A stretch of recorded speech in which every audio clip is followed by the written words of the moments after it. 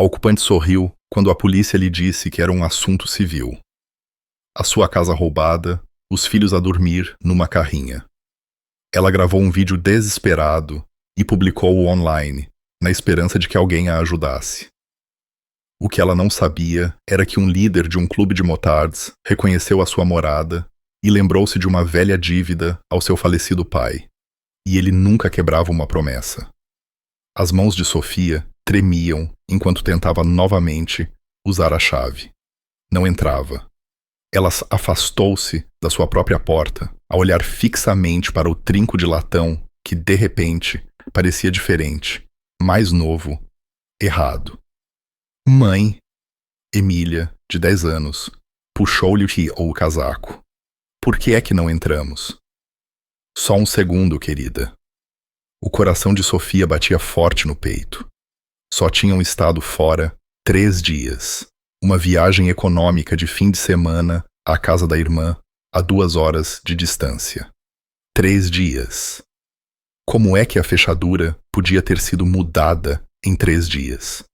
Manuel, de 7 anos, apertou o rosto contra a janela da sala. Mãe, há pessoas na nossa casa. Foi então que Sofia ouviu. Um homem na casa dos 30, muito tatuado, a usar uma camisola manchada, empurrou a porta da frente e saiu para o alpendre, como se fosse o dono do lugar. Atrás dele, uma mulher com cabelo descolorado e um cigarro a pender-lhe dos lábios apareceu na soleira. Posso ajudá-la? Perguntou o homem, o seu tom a pingar de falsa cortesia. A mente de Sofia ficou em branco. Esta é a minha casa. O que é que está a fazer na minha casa? O homem sorriu, um sorriso frio e calculado que fez o estômago de Sofia encolher. Sua casa, minha senhora. Nós alugamos este sítio. Estamos cá há 2 semanas. 2 semanas? A voz de Sofia falhou. Eu estava cá na segunda-feira de manhã. Eu vivo cá com os meus filhos. A mulher riu, um som áspero e irritante. Parece que alguém está confusa, amor.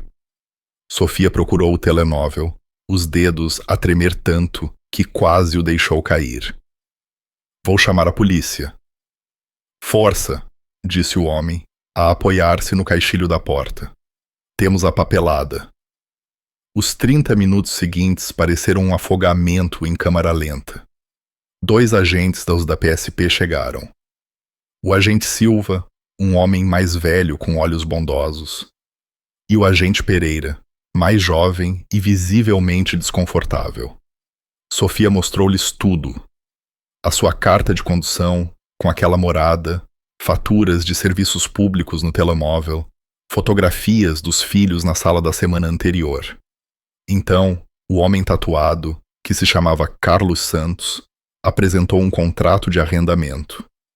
Sofia viu o rosto do agente Silva cair ao examiná-lo. O documento parecia oficial. Assinaturas, datas, até um carimbo de notário. Alegava que aquelas pessoas tinham alugado a casa há 3 semanas a um gestor de propriedades chamado Rui Diniz. Nunca ouvi falar de Rui Diniz. A voz de Sofia subiu a um quase grito. Eu sou a proprietária desta casa. O meu pai deixou-me quando morreu. Minha senhora, eu acredito em si, disse Silva calmamente, e Sofia conseguiu ouvir a impotência na sua voz. Mas legalmente, isto agora é um assunto civil. Eles têm um contrato. É falso. Eu sei, mas não podemos determinar isso no local. Vai ter de recorrer aos tribunais, obter uma ação de despejo. Ação de despejo? Eu tenho de despejar pessoas da minha própria casa? O agente Pereira mexeu-se, desconfortável. As leis são complicadas, com situações de ocupação ilegal. Se eles tiverem qualquer documentação que alegue residência, mesmo que fraudulenta, não podemos removê-los fisicamente sem uma ordem judicial. É para proteger inquilinos legítimos de serem despejados ilegalmente. Quanto tempo? A voz de Sofia saiu num sussurro. A pausa de Silva disse-lhe tudo. Pode demorar semanas, talvez meses, dependendo do atraso do tribunal. Sofia sentiu o mundo a girar. Meses. Entretanto, Carlos gritou do alpendre. Está a invadir a nossa propriedade alugada. É melhor sair antes que chamemos a polícia. A mulher, Tânia, cacarejou. Emília começou a chorar. Manuel abraçou a irmã. Sofia queria gritar, lutar, arrastar aquelas pessoas pelos cabelos, mas as expressões dos agentes disseram-lhe que isso só a levaria à prisão a ela, e não a eles. Vamos, miúdos, sussurrou ela, com a voz vazia. Quando se virou para sair, Carlos gritou. Ah, e senhora, as suas coisas estão no jardim lateral.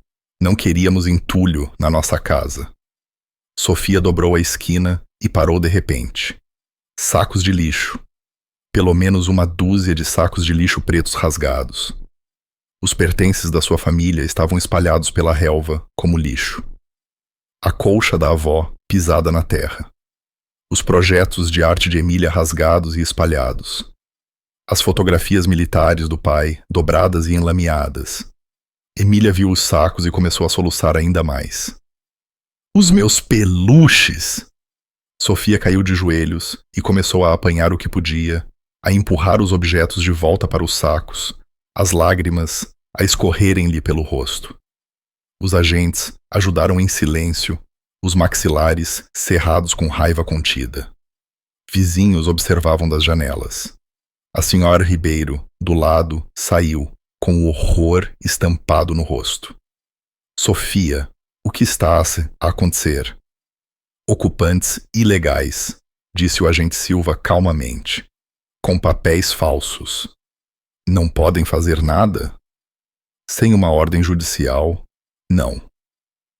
À medida que o sol se punha, Sofia carregou o último saco para o seu monovolume, um velho Citroën C4 Picasso, de 2008, com 180 mil quilômetros e um para-brisas rachado. Tudo o que possuíam estava agora amontoado num único veículo. Para onde vamos, mamã? Perguntou Manuel, com a voz baixinha. Sofia olhou para sua casa, a casa do pai, o lugar onde tinha crescido, onde tinha trazido os seus 2 bebés do hospital, e viu estranhos a moverem-se por trás das cortinas. As cortinas dela.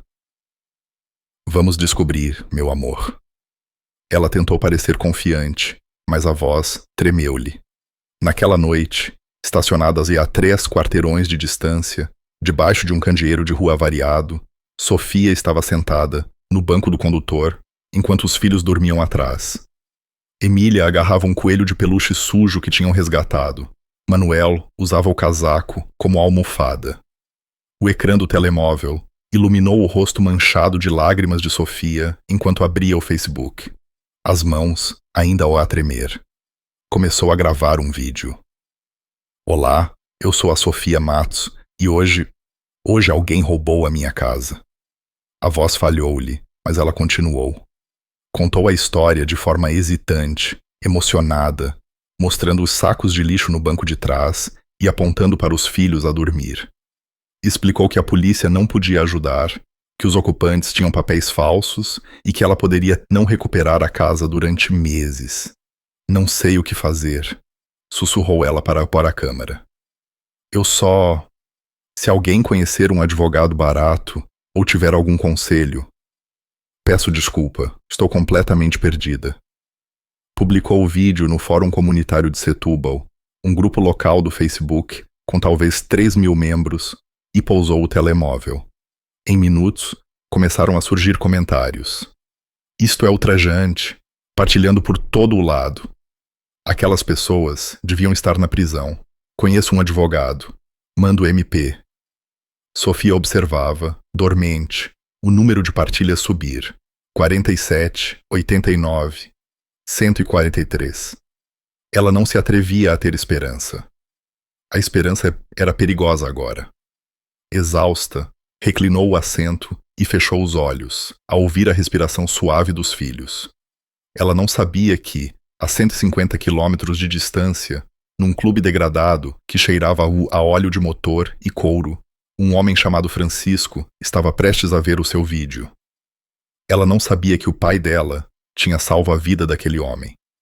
E definitivamente não sabia que, ao nascer do sol, tudo estava prestes a mudar. Sofia acordou com o telemóvel a vibrar violentamente. Por um momento, esqueceu-se onde estava. Depois, o assento apertado do condutor, a dor no pescoço e a realidade do seu quarto de carrinha voltaram com força. O ecrã do telemóvel mostrava 247 e 247 notificações. Sofia sentou-se, o coração a acelerar. Abriu o Facebook e ofegou. O seu vídeo tinha sido partilhado 3.872 vezes e a secção de comentários tinha explodido em centenas de mensagens. Algumas de apoio, outras céticas, outras zangadas com o sistema, outras a discutir os direitos dos ocupantes versus os direitos de propriedade. Mas todos estavam a falar sobre o assunto. Isto aconteceu à minha tia no ano passado. Custou-lhe 8.000 euros em custas judiciais. Como é que isto é legal? Isto é literalmente uma invasão de domicílio. O meu primo é jornalista no Canal 7. Vou enviar-lhe isto agora. Advogado aqui. Mandem MP. Posso ajudar pro bono. As mãos de Sofia tremiam enquanto ela percorria o ecrã. O vídeo tinha saltado do seu pequeno grupo comunitário para fóruns de todo o distrito e depois para várias páginas de notícias locais. Alguém o tinha publicado num fórum de aconselhamento jurídico. Outra pessoa partilhou numa página de defesa dos direitos das vítimas. Ela verificou o banco de trás. Emília e Manuel ainda dormiam, enroscados debaixo do seu casaco velho. Pelo menos estavam a descansar um pouco. O seu telemóvel vibrou com uma mensagem direta. Luísa Santos. Sofia, sou produtora no canal de Notícias 12. Estaria disposta a dar uma entrevista amanhã? Esta história precisa de atenção. As pessoas precisam de saber que isto está a acontecer. Antes que Sofia pudesse responder, outra mensagem surgiu. Joana Paiva. Associação de Apoio Jurídico. Vi o seu vídeo. Lidamos com casos de deslocamento habitacional. Venha ao nosso escritório às 9h. Rua Central, Emis no Ouro 411. Traga toda a documentação que tiver. Não perca a esperança. Sofia sentiu as lágrimas a voltarem. Mas desta vez não eram apenas de desespero. As pessoas importavam-se. Estranhos estavam a tentar ajudar. Ela tirou screenshots de tudo, a guardar todas as ofertas, todos os contactos. Depois, viu um comentário que a fez parar. Ricardo Costa. Onde é isto? Qual é a morada? A foto de perfil mostrava um homem barbudo, de óculos de sol, ao lado de um motociclo. Sofia quase ignorou. Provavelmente apenas alguém curioso, mas algo a fez clicar no perfil. A página estava cheia de fotos de motociclos, fotos de encontros e fotos de grupo de homens e mulheres de aspecto duro com coletes de couro. A sua foto de capa mostrava pelo menos 50 motos alinhadas com um banner. Falcões de Ferro MC. Capítulo Setúbal. Falcões de Ferro. O nome agitou algo na memória de Sofia, algo de anos atrás, algo que o pai tinha mencionado, mas a exaustão tornava os seus pensamentos confusos. Não conseguia identificar. Ela ignorou o outro comentário e continuou a percorrer o ecrã. Mais mensagens inundaram o telemóvel. Uma mulher ofereceu-lhe o seu quarto de hóspedes por uma semana. Um homem que possuía uma empresa de armazenamento disse que ela podia guardar os seus pertences gratuitamente. Alguém tinha iniciado uma angariação, GoFundMe, sem pedir permissão. Já tinha angariado 340 euros. Sofia cobriu a boca, a suprimir um soluço que poderia acordar os filhos. Às 3h15 da manhã, incapaz de dormir apesar da exaustão, ela gravou um segundo vídeo. Eu só quero dizer obrigada, sussurrou, com o rosto perto do ecrã do telemóvel. Eu não estava à espera. Pensei que talvez algumas pessoas vissem isto e dessem conselhos, mas vocês estão todos a ser tão bondosos. Limpou os olhos. Tenho uma reunião com o apoio jurídico amanhã de manhã.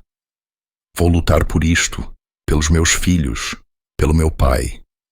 Ele deixou-me esta casa e aquelas pessoas não têm o direito de a ter. A sua voz endureceu ligeiramente. E para as pessoas que dizem que eu devia simplesmente seguir em frente ou encontrar um novo lugar, isto não é apenas sobre uma casa. É sobre justiça. É sobre as pessoas não poderem simplesmente roubar o que é nosso com papéis falsos e um sorriso. Ela fez uma pausa, olhando para os filhos a dormir.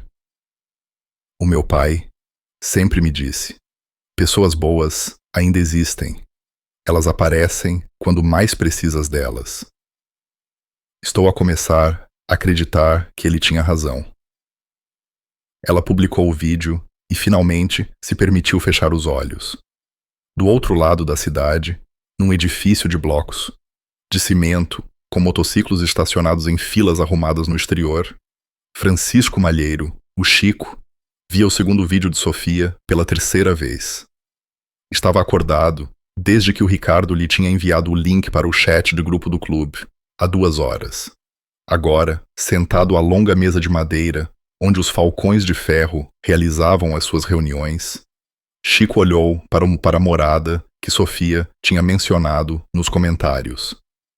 Rua do Carvalho, Eneno 1247. Ele conhecia aquela casa. Francisco levantou-se e caminhou até uma prateleira poeirenta no canto, puxando um álbum de fotografias que o clube guardava, memórias ao longo dos anos.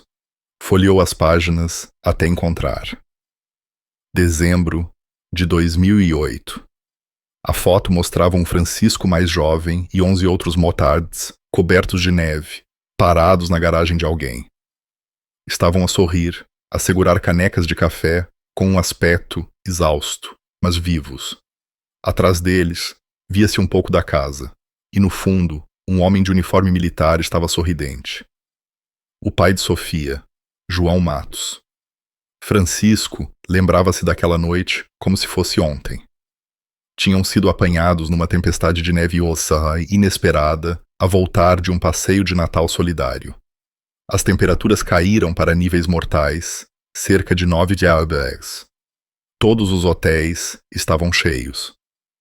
A sede do clube ficava a 80 km de distância. João Matos viu-os a tentar abrigar-se debaixo de um toldo de uma bomba de gasolina. Ele parou, disse-lhes para o seguirem para casa e abriu a garagem. Deu-lhes comida quente, cobertores e provavelmente salvou 3 rapazes da hipotermia. Quando Francisco tentou pagar-lhe, João recusou. Apenas ajude outra pessoa um dia, tinha dito ele.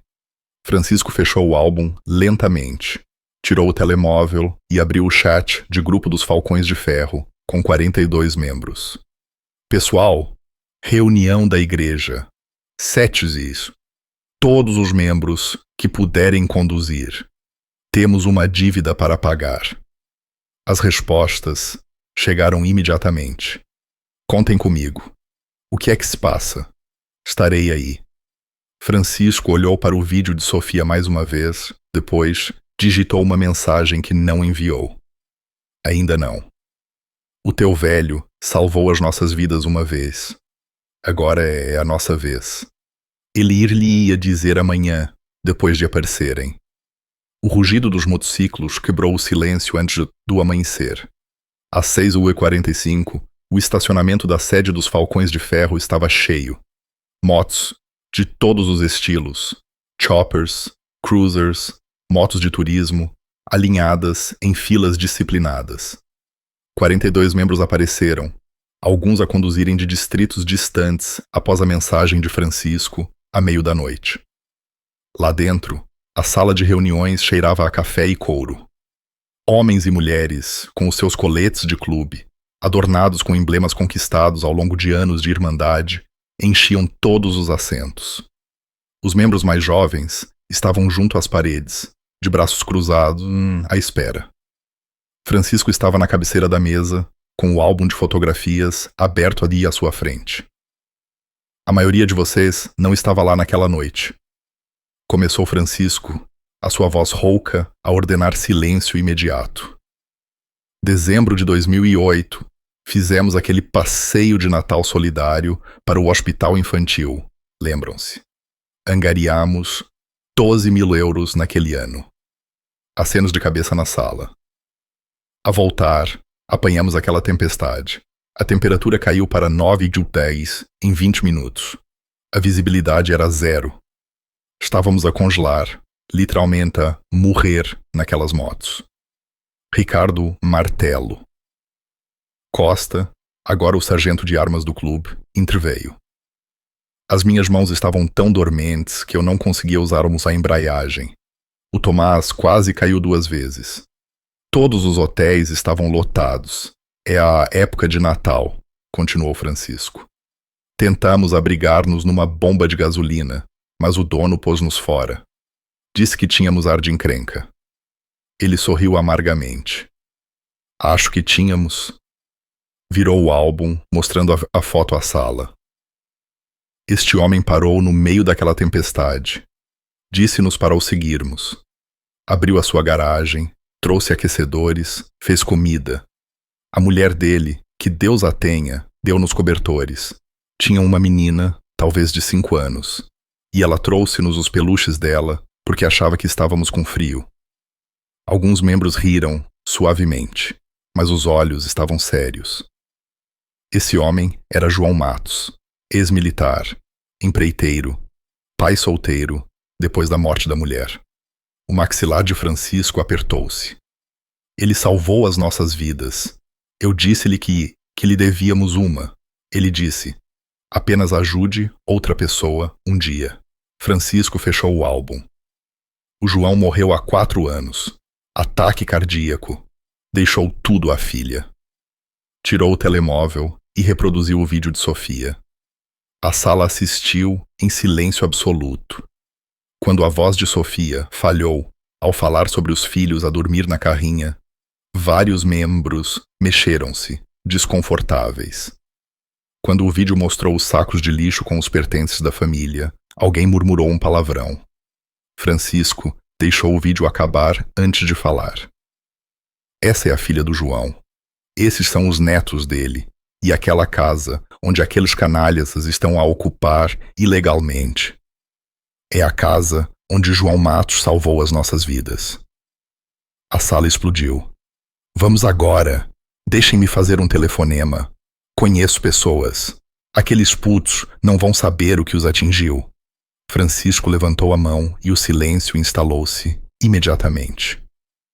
Vamos fazer isto de forma inteligente, disse ele firmemente. Não somos criminosos. Não somos justiceiros. Entramos, documentamos tudo. Mantemo-nos legais. E garantimos que aqueles ocupantes saibam que escolheram a casa errada. Qual é o plano? Perguntou Maria Fantasma Reis, a vice-presidente do clube e ex-técnica de apoio jurídico. Fantasma, tu tratas da documentação. Câmaras, fotos, tudo. Mantém-no legal. Apenas em propriedade pública. Francisco apontou para outro membro. Zumo, tu tratas das redes sociais.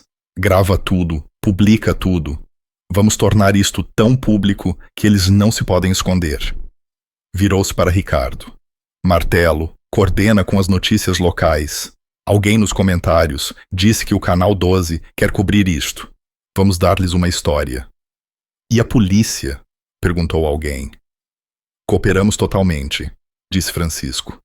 Não estamos lá para violar a lei. Estamos lá para apoiar uma mulher cujo pai era família. Os ocupantes violaram a lei, e a lei, não nós. Maria levantou a mão. Verifiquei os registros de propriedade esta manhã. Sofia Matos é a única proprietária. Escritura limpa, impostos pagos, sem ônus. O contrato dos ocupantes é definitivamente fraudulento. Quanto tempo até ela poder despejá-los legalmente? Pode demorar 8 a 12 semanas se eles lutarem. Os tribunais estão atrasados. A sala gemeu. Então, vamos fazer dessas 8 semanas um inferno, disse Francisco friamente. Inferno legal, pressão pública, inferno. Documentamos todas as leis que eles violam, todas as ameaças que fazem. Não lhes daremos um momento de paz. Olhou em volta da sala para rostos que conhecia há décadas. Mecânicos e professores, ex-militares e empresários, todos ligados pela lealdade. João Matos não fez perguntas naquela noite. Ele apenas ajudou. Agora fazemos o mesmo. A voz de Francisco baixou. Conduzimos ao meio-dia. Coletes completos. Quero todas as motos que conseguirem rolar. Vamos lembrar aqueles ocupantes que algumas famílias não ficam sozinhas. E a Sofia? Perguntou Maria. Ela sabe que estamos a ir? Francisco abanou a cabeça. Ainda não. Deixemo-la tratar dos assuntos legais esta manhã. Seremos o reforço surpresa. Ricardo sorriu. Eles vão se cagar nas calças quando nos virem a chegar. Essa é a ideia, disse Francisco. Mas lembrem-se, disciplina primeiro. Não somos foras da lei. Somos cidadãos a lutar pela justiça. Mantenham-se limpos. Mantenham-se legais. Mantenham-se barulhentos. Ele colocou a mão espalmada sobre a mesa. Um por um, todos os membros na sala colocaram a mão por cima. Uma torre de solidariedade. Pelo João Matos, disse Francisco. Pelo João Matos, ecoou a sala. Enquanto a reunião terminava e os membros se dirigiam às suas motos, Francisco tirou o telemóvel. Encontrou o perfil de Sofia no Facebook e digitou uma mensagem. Depois, apagou-a. Ela iria entender em breve. Às 11h47, os motores começaram a rugir. Os falcões de ferro estavam a caminho da guerra, do tipo legal. Sofia estava sentada na apertada sala de espera da Associação de Apoio Jurídico. Emília coloria calmamente ao seu lado, enquanto Manuel jogava no telemóvel dela. A manhã tinha sido um borrão. Acordar os filhos às 7h, no monovolume, usar a casa de banho de uma bomba de gasolina para lavar rostos e escovar os dentes, e depois conduzira diretamente para ali. Joana Paiva, a advogada que lhe tinha enviado mensagem, revelou ser uma mulher perspicaz na casa dos 50, com uma postura bondosa, mas realista. Não lhe vou mentir, Sofia, disse Joana, espalhando documentos pela sua secretária. Isto vai ser difícil. As leis de arrendamento e proteção de inquilinos em Portugal são fortes, mesmo quando esses inquilinos são criminosos com documentos falsificados. Quanto tempo? Perguntou Sofia, embora temesse a resposta. Na melhor das hipóteses, 6 semanas se acelerarmos e eles não lutarem. Na pior, 3 meses se contratarem um advogado e arrastarem o processo. Joana viu o rosto de Sofia cair. Eu sei que não é o que quero ouvir, mas vamos apresentar uma ação de despejo hoje. Também estou a denunciar o contrato falso ao Ministério Público. Isso é fraude, possivelmente roubo de identidade. 3 meses, sussurrou Sofia. Não consigo pagar um hotel por 3 meses. Mal consigo pagar a gasolina.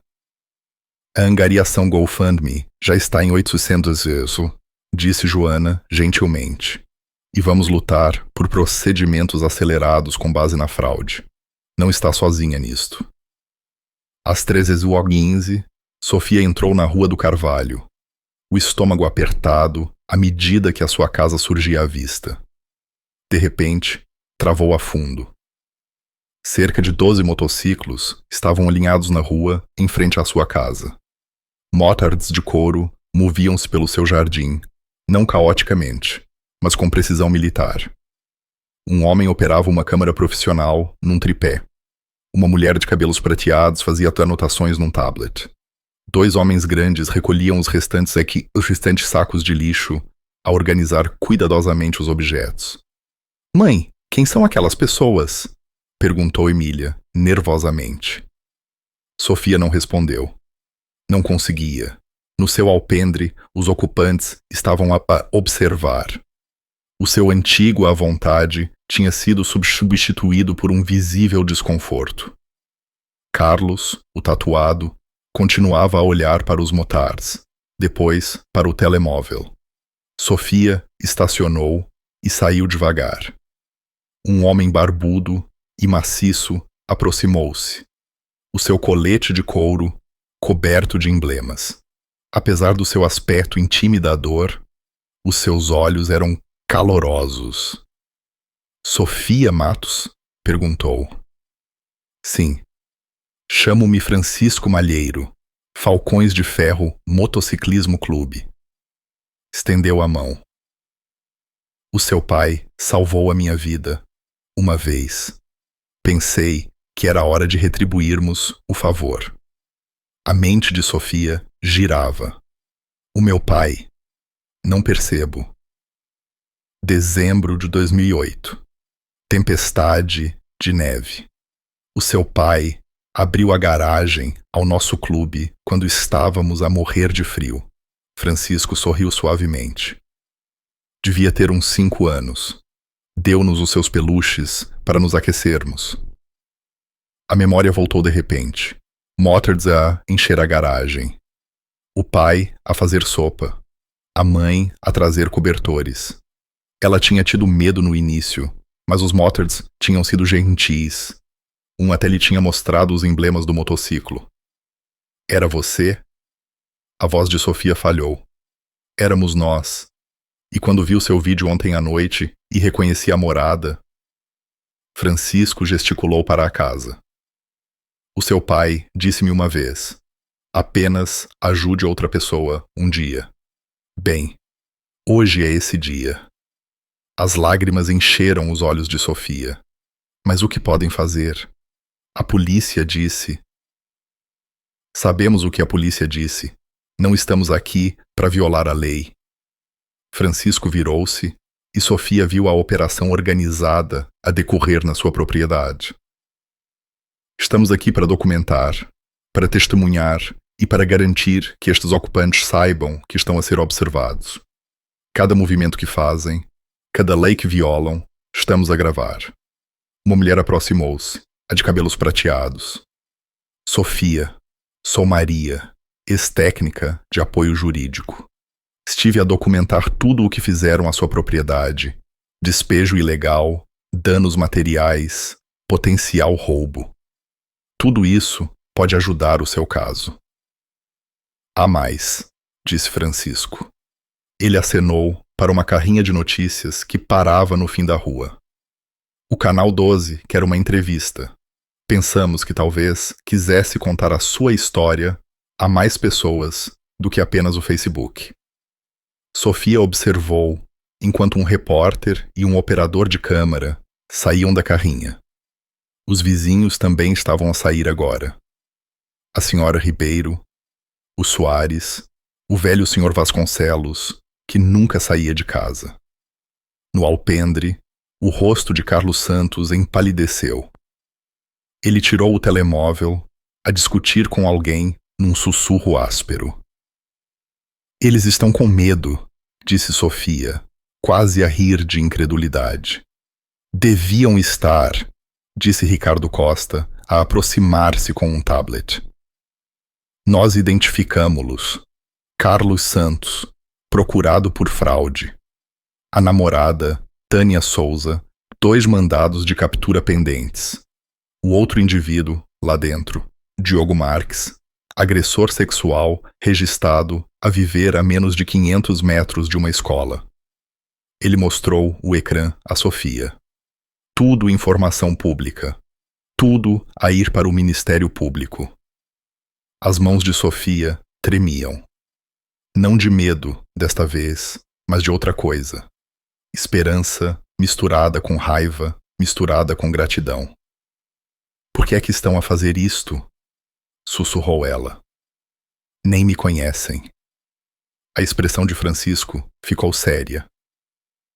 O seu pai também não nos conhecia. Não importava. Ele viu pessoas que precisavam de ajuda e ajudou. É isso que as pessoas boas fazem. Ele gesticulou para uma crescente multidão de motards, vizinhos e equipas de notícias. Além disso, a sua família, só que ainda não o sabia. Emília puxou a mão de Sofia. Mãe, os motards são bons? Sofia olhou para Francisco, para Maria, para os falcões de ferro, a recolherem cuidadosamente os pertences da sua família da lama, a tratar cada item como se fosse importante. Sim, meu amor, disse Sofia, limpando os olhos. São os melhores. Do alpendre, Carlos gritou. Não nos podem intimidar. Temos direitos. Francisco nem olhou para ele. Apenas sorriu para Sofia e disse calmamente. É só esperar. Estamos apenas a começar. Enquanto a repórter do Canal 12 se aproximava com o seu operador de câmara, Sofia ouviu mais motores ao longe. Mais estavam a chegar. A entrevista com o Canal 12 tornou-se viral em poucas horas. Sofia contou a sua história com Emília e Manuel ao seu lado, os falcões de ferro, respeitosamente em segundo plano. A repórter, Luísa Santos, não se conteve. Mostrou o contrato falsificado, entrevistou vizinhos que confirmaram que Sofia vivia ali há anos e até conseguiu que um especialista jurídico explicasse em câmara como os ocupantes exploravam as leis de proteção de inquilinos. Pelas 16 horas, a história era o tópico mais comentado no distrito de Setúbal.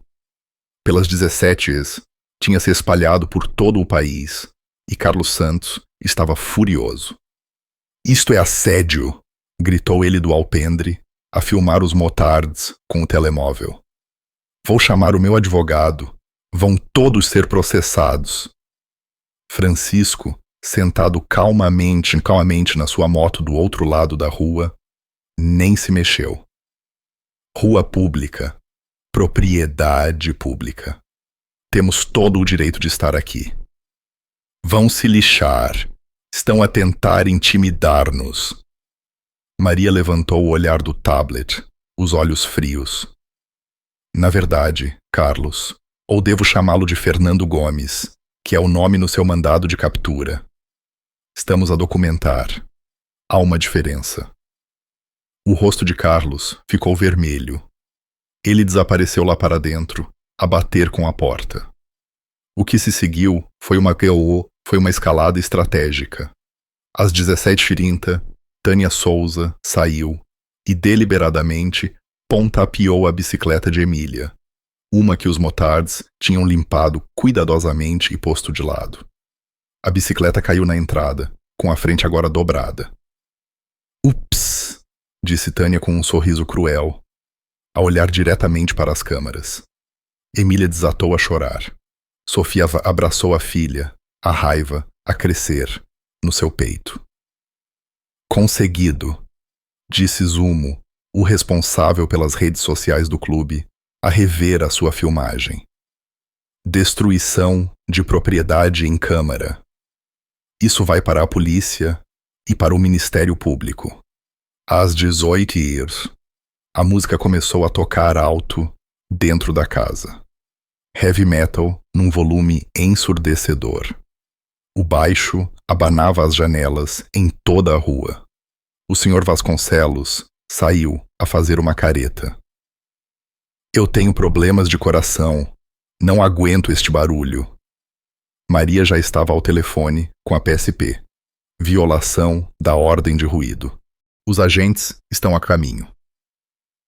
Às 18h45, o terceiro membro do grupo de ocupantes, um homem magro chamado Diogo, saiu e começou a gritar obscenidades ao pequeno Manuel, de 7 anos.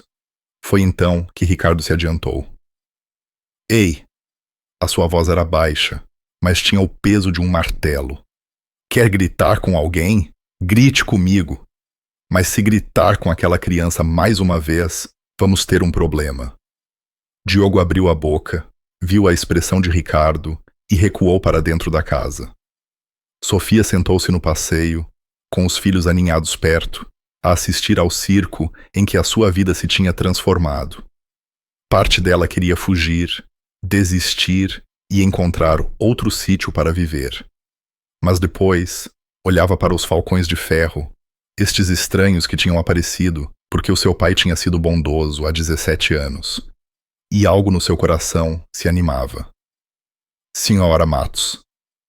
Um Motard jovem aproximou-se, talvez com 25 anos, com olhos nervosos. Eu sou o Tomás.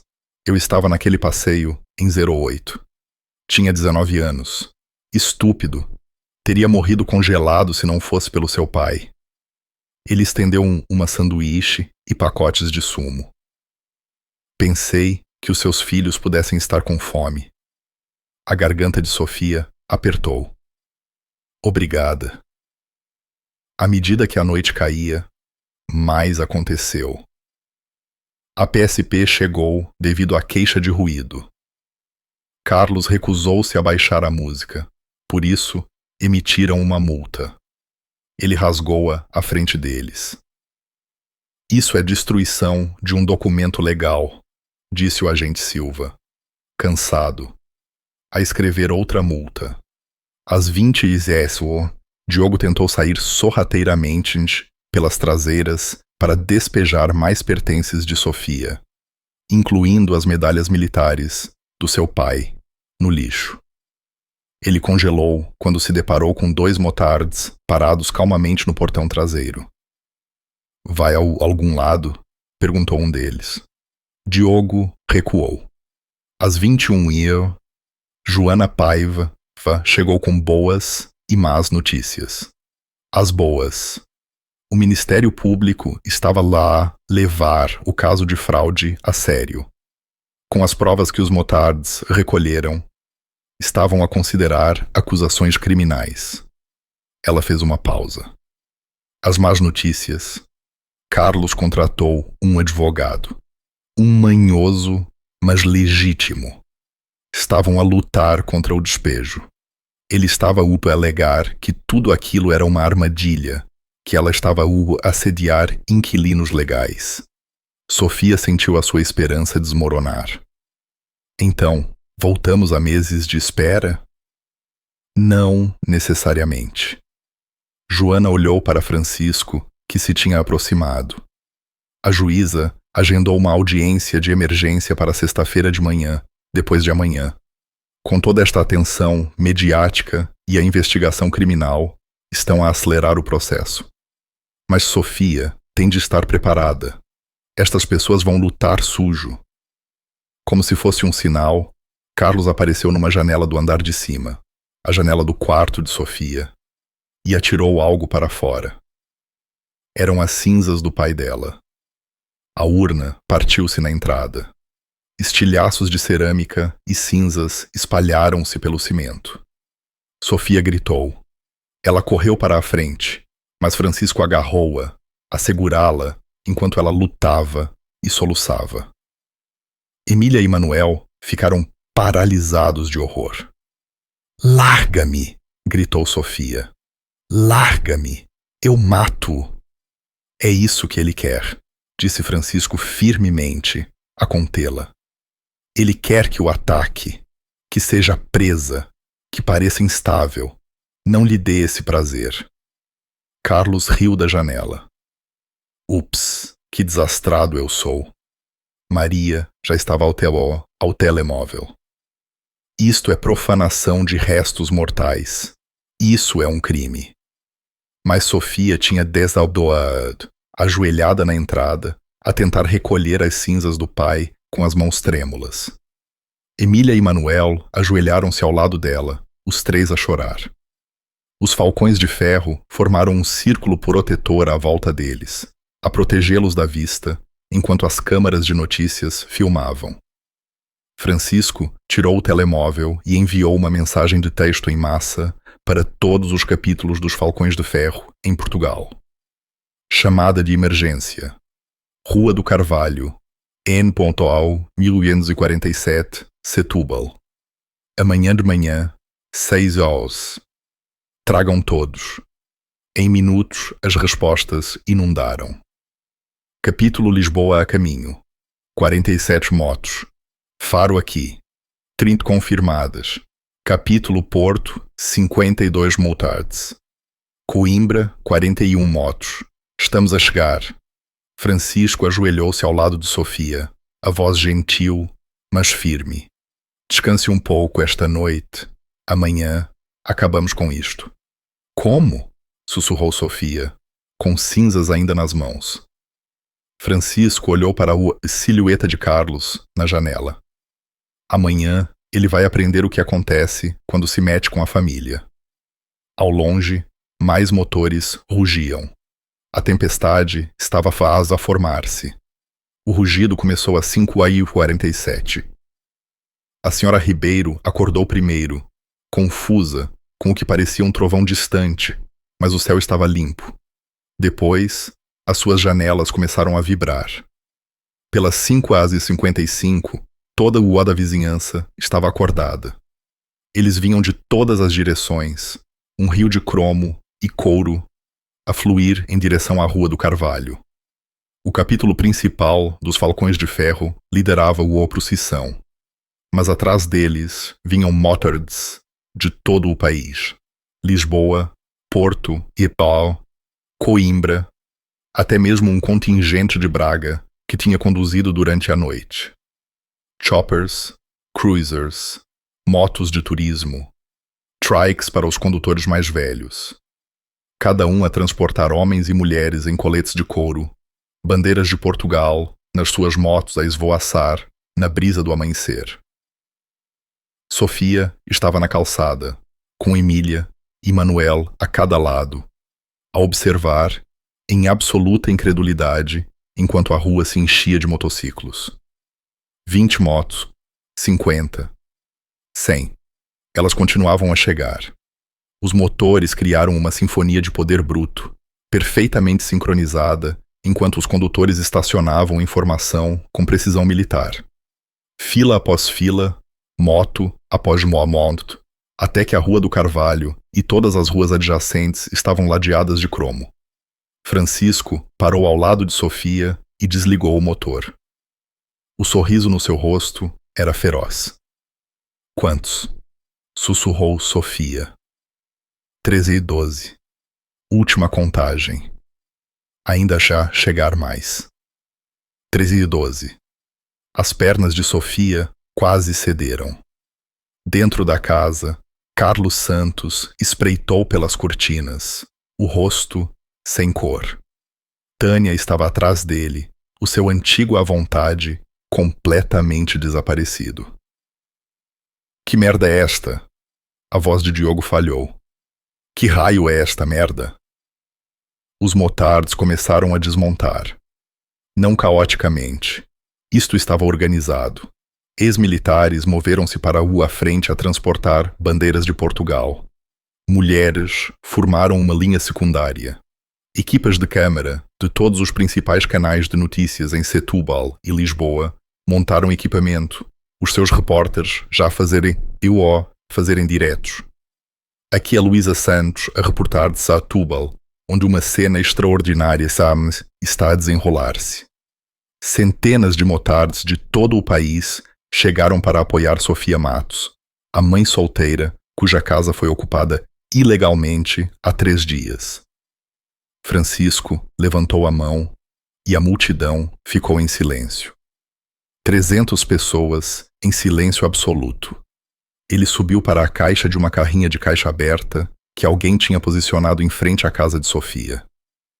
O meu nome é Francisco Malheiro, presidente do Falcões de Ferro, Motociclismo Clube. A sua voz propagou-se pela rua. Estamos aqui porque, há 17 anos, o homem que era dono desta casa salvou as nossas vidas. João Matos era militar, um patriota e um homem bom que ajudava as pessoas sem fazer perguntas. A multidão murmurou em concordância. A filha dele, Sofia, herdou esta casa legalmente. Ela é a proprietária. Ela paga os impostos. Ela criou os filhos dela aqui. A voz de Francisco endureceu. Há 3 dias, criminosos com documentos falsificados roubaram a casa dela. Atiraram os pertences dos filhos dela para o lixo. Destruíram heranças de família. Ontem à noite, atiraram as cinzas do pai dela para a entrada, como lixo. Gritos de raiva irromperam da multidão. Não estamos aqui para a violência, continuou Francisco a levantar as mãos. Estamos aqui pela justiça, justiça legal. Estamos aqui para mostrar a estes ocupantes e a qualquer outra pessoa que pense que pode explorar o sistema, que algumas famílias não ficam sozinhas. A multidão rugiu em aprovação, o som ensurdecedor. Maria adiantou-se com um megafone, o seu treino de técnica de apoio jurídico em exibição total. Documentamos 23 violações separadas nas últimas 18 horas, anunciou ela. Destruição de propriedade, ordens de ruído, ameaçar um menor, profanação de restos mortais, despejo ilegal, tudo fotografado, gravado e submetido ao Ministério Público. Outro rugido da multidão. Canal 7 Notícias, aqui. Um repórter abriu caminho. Dona Matos, pode dizer-nos o que isto significa para si? Sofia, sobrecarregada, mal conseguia falar. Estas pessoas, o meu pai teria tanto orgulho. Emília puxou a manga da mãe. Mãe, olha! Todos os Moradzes tinham tirado os óculos de sol. 300 rostos a olhar diretamente para a casa, expressões duras como pedra. Foi a coisa mais intimidante que Sofia alguma vez viu. E eles estavam do lado dela. Dentro da casa, o pânico tinha se instalado. Temos de ir embora, disse Tânia, freneticamente, a enfiar roupas num saco. Carlos, temos de ir embora agora. Cala-te, deixa-me pensar. As mãos de Carlos tremiam enquanto ligava para o seu advogado. A chamada foi para o correio de voz. Ele tentou novamente. Correio de voz. Diogo espreitou pela janela traseira. Há motards no beco também. Eles cercaram-nos. Eles não podem fazer isso. Isso é ilegal. Estão em propriedade pública, disse Diogo com a voz vazia. Não estão a fazer nada de ilegal. Estão só parados ali. Às 6h30, o agente Silva chegou com 6 carros, patrulha adicionais. O coração de Sofia encolheu. Iriam mandar os motards embora?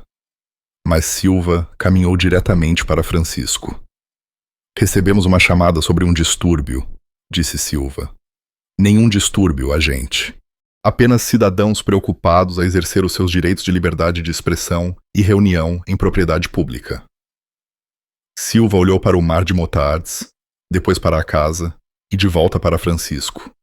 Um sorriso surgiu nos seus lábios. Continuem então. Mantenham a paz. Não faríamos de outra forma. Enquanto Silva voltava para o carro, ele parou ao lado de Sofia. O Ministério Público ligou-me esta manhã. A audiência de despejo de emergência é às 10h. A juíza Costa não tolera fraudes. É melhor estar lá. O coração de Sofia deu um salto. 10h. Faltavam 3h30. Silva terminou. A sua advogada sabe, e Dona Matos, aqueles ocupantes destruíram um pouco a minha fé na humanidade. Isto, ele gesticulou para os motards. Isto restaura-a. Enquanto ele se afastava, o telemóvel de Francisco vibrou. Ele leu a mensagem e sorriu. Um sorriso de predador. Acabaram de tentar ligar para o 112, anunciou ele à multidão. Alegaram que estavam a ser feitos reféns. Risos ecoaram entre os motards. A central disse-lhes que enviaria agentes para os escoltar para fora se sentissem inseguros. Mais risos. Francisco olhou para a casa, onde o rosto pálido de Carlos era visível na janela. A tua jogada, disse Francisco calmamente. O sol subiu mais, a banhar 300 motards em luz dourada. O cerco tinha começado. Às 8h15, apareceu a primeira falha. Diogo tentou sair sorrateiramente pela porta das traseiras, a carregar 2 sacos de viagem cheios com o que Sofia reconheceu como os seus eletrônicos. O laptop, os tablets dos filhos, até o rádio antigo do pai. Ele deu exatamente 4 passos antes de se deparar com uma parede de coletes de couro. Vai a algum lado? Perguntou uma motar, de braços cruzados. Diogo congelou. Atrás dela estavam pelo menos mais 30 montards, todos a observá-lo, com expressões que podiam cortar vidro. E eu estou só a ir embora. Isso é legal, certo? Posso ir. Claro que pode, disse Francisco, a aparecer do lado do jardim. Mas esses sacos, esses não lhe pertencem. Maria apareceu com o tablet. Aquilo é um MacBook Pro. Número de série visível nas nossas fotografias de há 3 dias, quando despejaram os pertences de Sofia. Aquele tablet tem um autocolante de identificação da escola. Aquele rádio é um item militar de 1987. Quer tentar de novo? O rosto de Diogo ficou branco. Ele largou os sacos e correu de volta para dentro da casa. A multidão irrompeu em risos e aplausos. Às 8h45, a pressão estava a tornar-se insuportável. Helicópteros de notícias circulavam no alto. Todos os grandes canais de televisão estavam a cobrir a história em direto. A rua tinha se tornado um circo medecidio. Repórteres a entrevistar motards, vizinhos, especialistas jurídicos. Alguém tinha começado a vender café de um caminhão de comida, a doar os lucros para a sua GoFundMe de Sofia, que já tinha atingido 47 mil euros.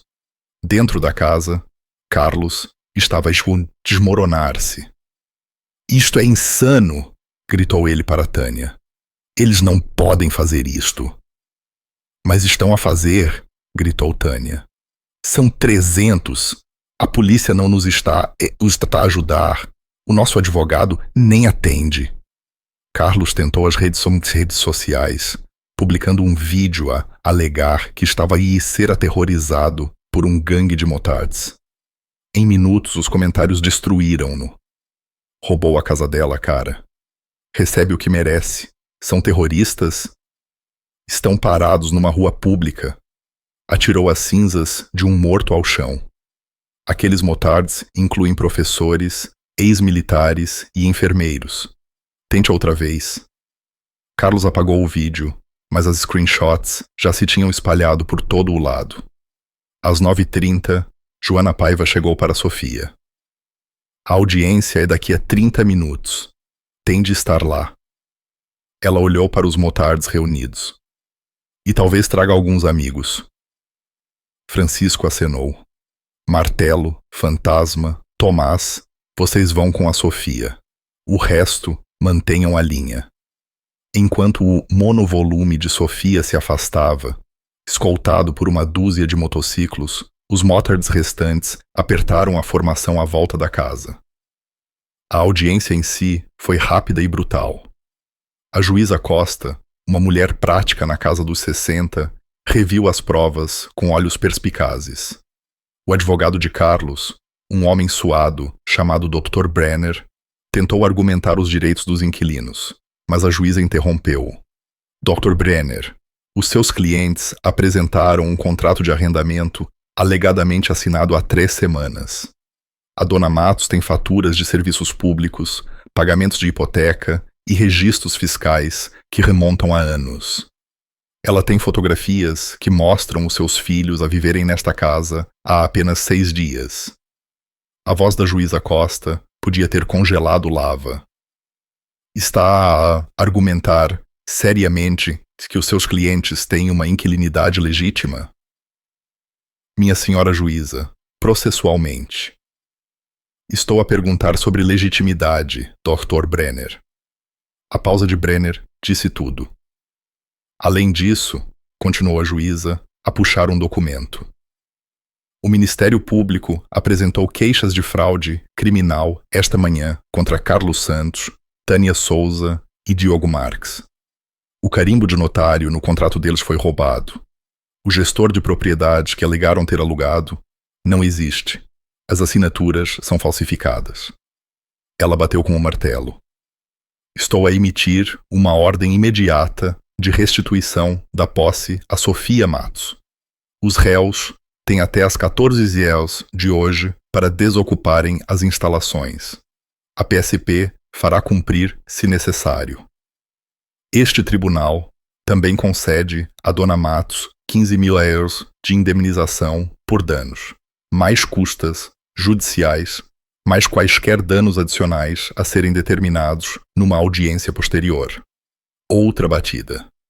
E Dr. Brenner, diga aos seus clientes que tem sorte de eu não os poder prender por desrespeito ao tribunal, por desperdiçarem o tempo deste tribunal. Estão livres para sair agora, antes que as acusações criminais os apanhem. Sofia desatou a chorar. Pelas 11h estavam de volta à Rua do Carvalho. Francisco esperava no alpendre, o alpendre de Sofia, assegurar a ordem de despejo oficial. Quando ela saiu da carrinha, ele simplesmente acenou. Está feito? Está feito, sussurrou Sofia. Francisco caminhou até a porta da frente e bateu, formal e controlado. Carlos abriu, o rosto abatido. Atrás dele, Tânia e Diogo já estavam a fazer as malas freneticamente. Ordem de despejo, disse Francisco, entregando-lhe o papel. Tem até as 14 Sugiro que comece a mudar-se. Carlos olhou para o documento, depois para Francisco, depois para os 300 motards que enchiam a rua, e algo dentro dele quebrou. Vamos, disse ele calmamente. Toda a luta tinha desaparecido da sua voz. Estamos a ir. Escolha inteligente.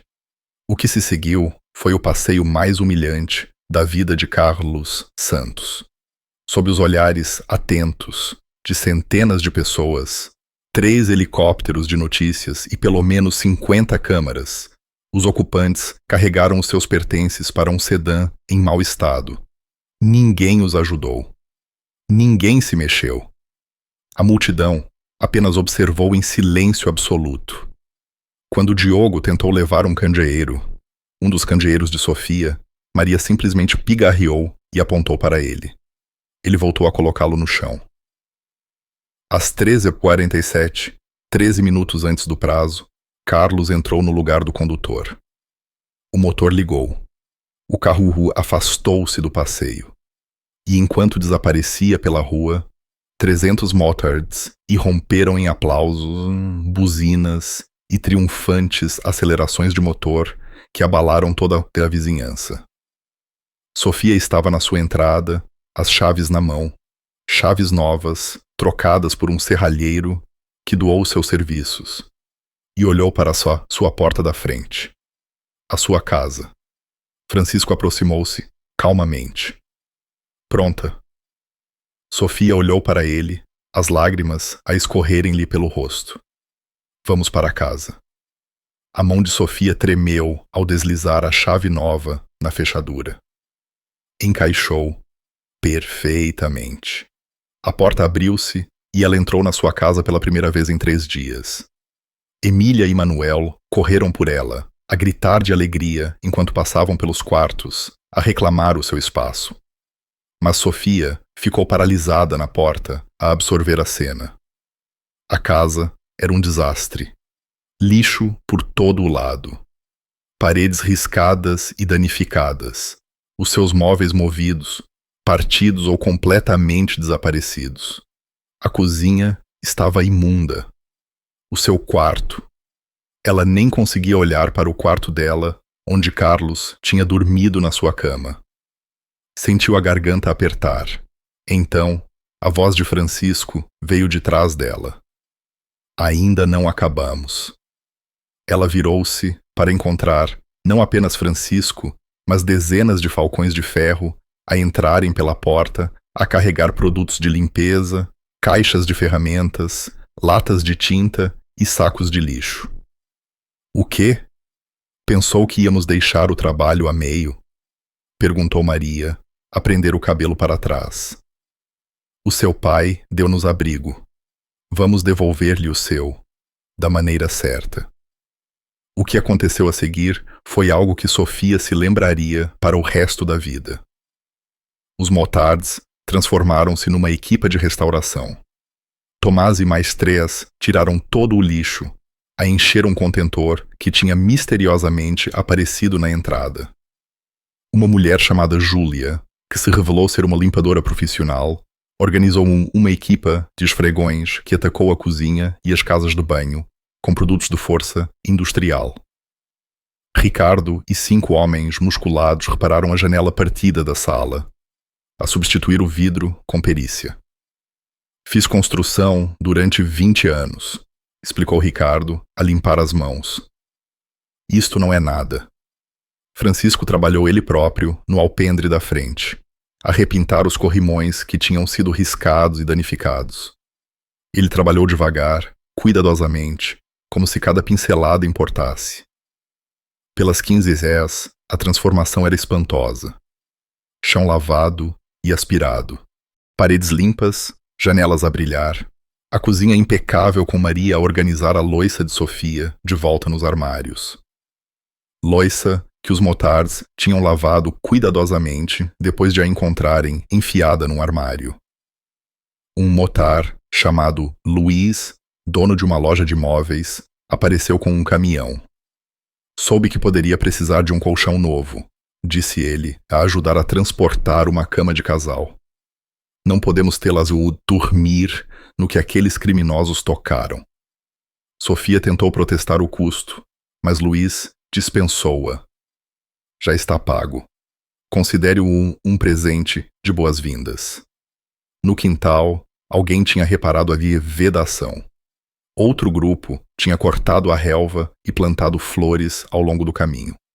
O baloiço de Emília, que tinha sido partido, estava agora arranjado e repintado de um azul alegre. Manuel descobriu que o seu quarto tinha sido completamente restaurado, os seus posters de volta às paredes, os seus livros reorganizados na prateleira, até os seus legos classificados por cor. Ele correu para Sofia, a chorar lágrimas de felicidade. Está perfeito, mãe. Está exatamente como estava. Mas foi Emília que fez Sofia desabar completamente. A menina saiu do quarto a segurar um coelho de peluche, o mesmo sujo da carrinha, exceto que agora estava limpo, costurado onde tinha sido rasgado, com uma pequena fita rosa à volta do pescoço. A senhora Júlia arranjou o senhor Coelhinho, sussurrou Emília, a abraçar o coelho com força. Sofia ajoelhou-se e puxou os 2 filhos para um abraço feroz, a soluçar abertamente. Às 17 horas, enquanto o sol começava a pôr-se, o trabalho estava completo. Francisco encontrou Sofia na antiga oficina do pai, na garagem, a olhar fixamente para as ferramentas que tinham sido devolvidas aos seus devidos lugares. Nas mãos, ela segurava a fotografia do pai no seu uniforme militar. O vidro rachado, mas a foto intacta. Encontrei-a debaixo de uma almofada do sofá, disse Francisco, calmamente. Pensei que a quereria de volta. Eu não sei como vos agradecer, disse Sofia, com a voz embargada. A nenhum de vocês. O que fizeram? O seu pai também não queria agradecimentos, interrompeu Francisco, gentilmente. Ele simplesmente fez o que era certo. Estamos a fazer o mesmo. Ele meteu a mão no colete e tirou-se um pedaço dobrado de couro gasto, um emblema do Passeio dos Falcões de Ferro, de 2008, o daquela noite nevada. O nome do pai dela estava bordado nele. João Matos, Falcão de Ferro Honorário. Fizemos isto para ele naquela altura, mas nunca conseguimos dar-lhe, antes de ele falecer. Francisco estendeu-o. Acho que ele gostaria que ficasse com ele. A visão de Sofia ficou turva com as lágrimas enquanto ela pegava no emblema. Francisco tirou um martelo e um prego do cinto. Posso? Sofia acenou, incapaz de falar. Francisco pregou o emblema no caixilho da porta da oficina, exatamente ao nível dos olhos. Uma lembrança permanente, uma promessa, um símbolo. A sua casa está protegida, disse ele simplesmente. E estará sempre. Qualquer problema, ligue. Agora somos família. Lá fora, os motards estavam a montar as suas motos, a prepararem-se para sair. Os vizinhos tinham saído para acenar e agradecer-lhes. A senhora Ribeiro trouxe bolachas. O senhor Vasconcelos apertou todas as mãos que conseguia alcançar. Sofia saiu com Emília e Manuel, a assistir enquanto 300 motores rugiam a vida uma última vez. Francisco subiu para a sua moto, depois parou e olhou para a sua casa de Sofia, limpa, restaurada, segura. Ele levantou o punho em saudação. Sofia levantou o dela de volta, com lágrimas a escorrerem-lhe pelo rosto. Então, com um estrondo trovejante que ecoou pela vizinhança, como uma bênção, os falcões de ferro partiram para o pôr do sol, a sua missão completa. Sofia ficou na sua entrada, os filhos ao seu lado, e olhou para a sua casa. A casa deles. Lar. No caixilho da porta da oficina, o emblema do pai apanhava ao chá a luz fraca, e Sofia quase conseguia ouvir a voz dele. Pessoas boas ainda existem. Elas aparecem quando mais precisas delas. Ele tinha tido razão o tempo todo. Se gostou desta história de justiça e irmandade, não se esqueça de subscrever o canal, deixar o seu comentário sobre o que faria nesta situação e dar gosto no vídeo.